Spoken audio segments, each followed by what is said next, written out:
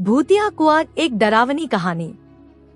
गांव बड़गांव अपनी हरी भरी फसलों, मिट्टी की खुशबू और शांत वातावरण के लिए मशहूर था। लेकिन गांव के बीचों बीच एक जगह ऐसी थी जहां शाम होते ही कोई पास नहीं जाता था। वो था पुराना कुआं। कहा जाता था कि इस कुएं में एक औरत की आत्मा रहती है जो रात के अंधेरे में प्यासे लोगों को अपनी मीठी आवाज से बुलाती है, और जो भी उसके बुलावे में आ जाए फिर कभी वापस नहीं लौटता। शुरुआत अजीब आवाजें। गांव में एक लड़का था, नाम था रघु। रघु की उम्र लगभग 22 साल थी और उसका स्वभाव काफी जिद्दी था। उसे भूत प्रेत जैसी बातों पर यकीन नहीं था। एक दिन शाम को गांव के बुजुर्ग चाचा लोग चौपाल पर बैठे कहानी सुना रहे थे कि कैसे कई साल पहले एक औरत कुएं में गिरकर मर गई थी और तब से उसकी आत्मा कुएं में भटक रही है। रघु ने हंसते हुए कहा, अरे ये सब बूढ़ों की बकवास है।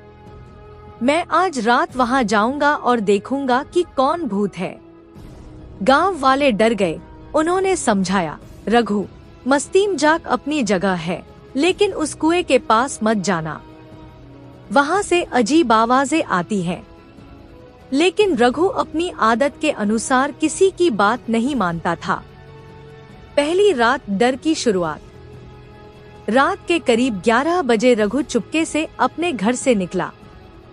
ठंडी हवा चल रही थी और दूर से कुत्तों के भौंकने की आवाज आ रही थी। वो अपने हाथ में टॉर्च लेकर धीरे धीरे पुराने कुएं की तरफ बढ़ने लगा। जैसे ही वो करीब पहुंचा, अचानक हवा रुक सी गई। चारों तरफ सन्नाटा छा गया। कुएं के पास पहुंचते ही उसे लगा जैसे कोई हल्की सी फुसफुसाहट उसके कानों में आ रही हो। पानी, बहुत प्यास लगी है। रघु ने टॉर्च जलाकर चारों तरफ देखा, वहां कोई नहीं था। उसने सोचा शायद हवा में पत्तों की आवाज है, लेकिन दिल की धड़कन थोड़ी तेज हो गई थी। अचानक कुएं के पानी में हल्की लहरें उठीं, जबकि हवा बिल्कुल भी नहीं चल रही थी। उसे लगा जैसे किसी ने पानी को छुआ हो। रघु डर तो गया, लेकिन उसने हिम्मत करके कुएं में झांक कर देखा। तभी अचानक कुएं के अंदर से एक सफेद हाथ निकलकर ऊपर आया और पानी में वापस चला गया। रघु के पैरों तले जमीन खिसक गई और वो भागते भागते घर पहुंचा। दूसरी घटना, दोस्त की मौत। अगले दिन रघु ने अपने दोस्तों को ये बात बताई। सबको लगा कि वो मजाक कर रहा है। उसका एक दोस्त मुकेश बोला, अगर तू सच कह रहा है तो आज रात हम दोनों साथ चलेंगे। देखते हैं कौन है वो। रात को दोनों टॉर्च और रस्सी लेकर पहुंचे। कुएं के पास पहुंचते ही फिर वही आवाज आई, इस बार और साफ, पानी, मुझे पानी दो। मुकेश ने हंसते हुए कुएं में पत्थर फेंका।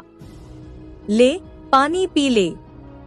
जैसे ही पत्थर पानी में गिरा, कुएं से एक भयानक चीख निकली और अचानक पानी से एक लंबी, गीली, काली बालों वाली औरत निकली, जिसकी आंखें लाल और मुंह कान तक फटा हुआ था। उसने पलक झपकते ही मुकेश का हाथ पकड़ लिया और कुएं के अंदर खींच लिया। रघु डर के मारे जड़ हो गया। उसकी चीख गले में अटक गई। पानी की लहरें शांत हुईं और कुआं फिर पहले जैसा हो गया। लेकिन मुकेश गायब था। गांव में डर का माहौल। सुबह जब रघु ने सबको बताया तो गांव में हड़कंप मच गया। मुकेश का कोई पता नहीं चला। पुलिस आई, लेकिन कुएं में कुछ नहीं मिला, ना शव, ना कपड़े, बस पानी वैसा ही था। गांव के बुजुर्ग ने रघु को बुलाकर कहा, बेटा, जिस आत्मा को तूने देखा वो सावित्री है। सालों पहले सावित्री अपने पति से पानी भरने कुएं पर आई थी, लेकिन उसका पांव फिसल गया और वो गिर गई। लोग कहते हैं कि उसका पति उसे बचा सकता था, लेकिन उसने जानबूझकर नहीं बचाया। तभी से वो इस कुएं में फंसी है और हर साल किसी को अपने साथ ले जाती है। रघु की जांच और सच्चाई। रघु ने तय किया कि वो इस रहस्य को खत्म करेगा। उसने गांव के पंडित जी से मदद मांगी। पंडित जी ने कहा कि आत्मा को मुक्त करने के लिए आधी रात को हवन करना होगा और सावित्री की मौत का सच उजागर करना होगा। रात को रघु और पंडित जी कुएं के पास पहुंचे। उन्होंने मंत्र पढ़ना शुरू किया। अचानक हवा तेज हो गई, आसमान में बादल गरजने लगे और कुएं से फिर वही औरत निकली। उसने गुस्से में चिल्लाते हुए कहा, मुझे क्यों बांध रहे हो? मुझे इंसाफ चाहिए। पंडित जी ने मंत्र रोककर पूछा, तुम्हें किससे इंसाफ चाहिए? सावित्री ने रोते हुए बताया कि उसके पति ने ही उसे कुएं में धक्का दिया था, क्योंकि वो किसी और औरत से शादी करना चाहता था। लेकिन उसकी आत्मा तब तक शांति नहीं पाएगी जब तक उसके पति की मौत न हो। अंत भयावह मोड़। रघु ने पता लगाया कि उसका पति अब भी जिंदा था और शहर में रहता था। गांव वाले उसे पकड़ कर लाए। जैसे ही वो आदमी कुएं के पास आया, सावित्री की आत्मा ने एक चीख मारी और पानी से बाहर निकलकर उसे कुएं में खींच लिया। अगले ही पल पानी शांत हो गया और आसमान साफ। गांव वालों ने राहत की सांस ली, लेकिन रघु ने आखिरी बार कुएं में झांका।